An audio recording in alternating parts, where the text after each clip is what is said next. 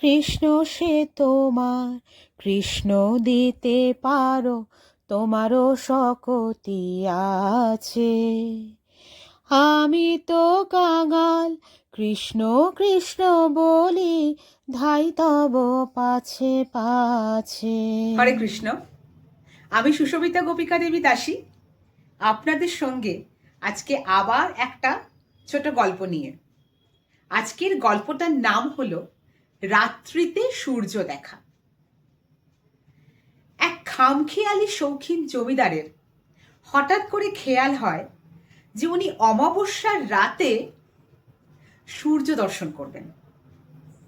তার এই ইচ্ছা শুনে তার মোসাহেবগণ বলেন যে আপনি যখন ইচ্ছে প্রকাশ করেছেন তখন অবশ্যই আমরা এই অসম্ভবকে সম্ভব করব এবং আপনি এর দ্বারা ভবিষ্যৎ প্রজন্মের কাছে একটা উদাহরণ রেখে যাবেন, যার জন্য ভবিষ্যৎ প্রজন্ম আপনার যশ কীর্তন করবে। এই বলে তারা এই চেষ্টায় লেগে পড়ল কিভাবে রাত্রিতে, তাও আবার অমাবস্যার রাত্রিতে, জমিদার বাবুকে সূর্য দর্শন করানো যায়।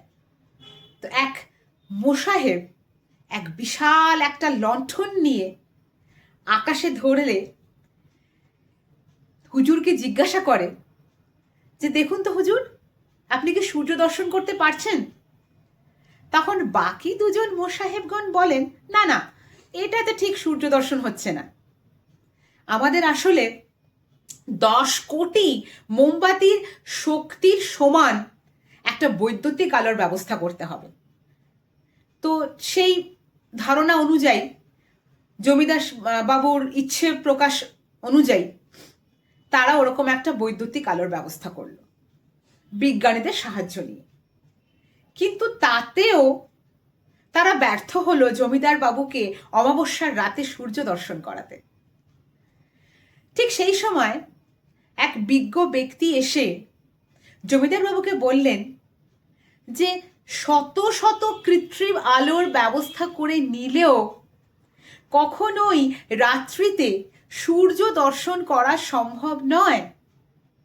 এতে শুধুমাত্র সময়, পয়সা আর ক্ষমতার ক্ষয় হবে। তাই শুধুমাত্র বেকার চেষ্টা করে কোনো লাভ নেই। সূর্য দর্শন তখনই সম্ভব যখন সূর্যোদয় হবে। সূর্যোদয়ের দ্বারাই কেবল সূর্য দর্শন সম্ভব। সূর্যোদয় হলে, সূর্য কিরণ এলে, সেই কিরণই কেবল আমাদেরকে সূর্য দর্শন করতে সাহায্য করতে পারে। তাই জন্য এই বৃথা চেষ্টা করে কোনো লাভ নেই। ঠিক সেরকমই কিছু জড় বিজ্ঞানী, কিছু মায়াবাদী, তারা তাদের ইন্দ্রিয়জ জ্ঞানের দ্বারা, শক্তির দ্বারা ভগবানের নিত্য সচ্চিদানন্দ বিগ্রহর স্বরূপ দর্শন ও উপলব্ধি করতে চায়, কিন্তু তারা ব্যর্থ হয়। কারণ যেরকম সূর্যের কিরণ দিয়েই কেবল সূর্য দর্শন সম্ভব, সেরকম হরিগুরু বৈষ্ণবের যদি স্বরূপ উপলব্ধি করতে হয় তাহলে কেবলমাত্র তাদের কৃপার দ্বারাই সেটা সম্ভব। তাদের কৃপা না থাকলে কোনো দিনই আমরা রাত্রিতে সূর্য দেখতে না পাওয়ার মতো হরিগুরু বৈষ্ণবকেও আমরা উপলব্ধি করতে পারবো না। কোনোদিন লঘু জ্ঞান নিয়ে গুরুদেবকে উপলব্ধি করা যায় না। যদি ভগবানের স্বরূপ বা হরিগুরু বৈষ্ণবের স্বরূপ উপলব্ধি করতে হয়, তা একমাত্র সম্ভব তাদেরই কৃপার দ্বারা। ঠিক যেরকম সূর্যের কিরণ আমাদেরকে সূর্যকে দেখতে সাহায্য করে। হরে কৃষ্ণ।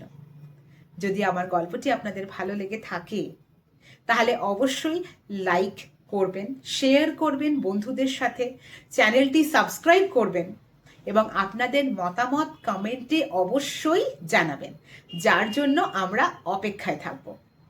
তাহলে আবার দেখা হবে আপনাদের সঙ্গে নতুন একটা গল্পের সঙ্গে। আজকে চলি। হরে কৃষ্ণ, হরি বল, জয় শ্রীলা প্রভুপাদ।